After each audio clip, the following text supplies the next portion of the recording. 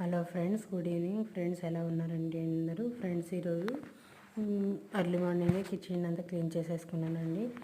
తర్వాత అయితే ఎండుమిరపకాయలే కదండి మేము వాడేది, ఎక్కువ కదండి, అసలు కారం పొడి మాకు వాడే అలవాటే లేదు.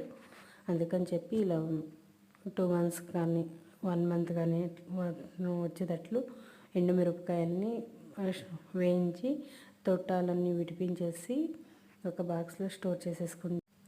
ఈ తొట్టాలని విడిపించేసి బాక్స్లోకి స్టోర్ చేసి పెట్టేస్తుంది. తర్వాత నేనైతే మిషన్లు బెడ్షీట్లు అన్నీ అలాగే ఉన్నాయండి, మార్నింగ్ వేసినవి. అవి కూడా ఆరపెట్టేసాను.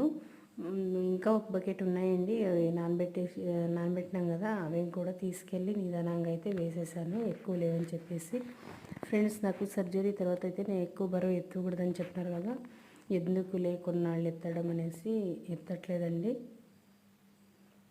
అలా అని చెప్పేసి మా హస్బెండ్ కానీ మా పిల్లలు కానీ వేసేస్తూ బట్టలు వేస్తూ తీసేస్తూ ఉంటారు.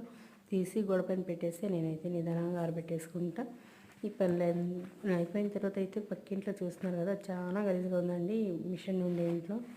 దాన్ని కూడా మొత్తం క్లీన్ చేసేసుకున్నారండి. అసలు ఎంత గలీజ్గా ఉందంటే సంచులే అండి.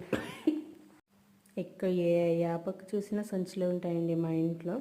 అవైతే అన్నీ ఎత్తి పెట్టేశాను. తర్వాత చీమ ఉందండి, దాన్ని కూడా అది ఎరుస్తుంది, అట్లే మేతకు అనేసి బయట కట్టేసినాను.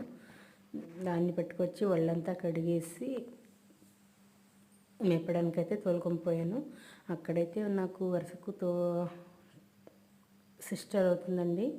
తనేమో ముళ్ళ కంపలకు దూరి కంప కొడుతుంది చేనికి గట్టుకు వేయాలని చెప్పేసి.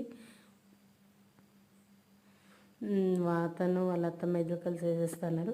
ఫ్రెండ్స్, ఈ వీడియో నచ్చితే లైక్ చేయండి. నా ఛానల్ని నాకు సపోర్ట్ చేయాలి అనుకుంటే KGT మంజుల లాగ్స్ని సబ్స్క్రైబ్ చేయండి. Thank you for watching.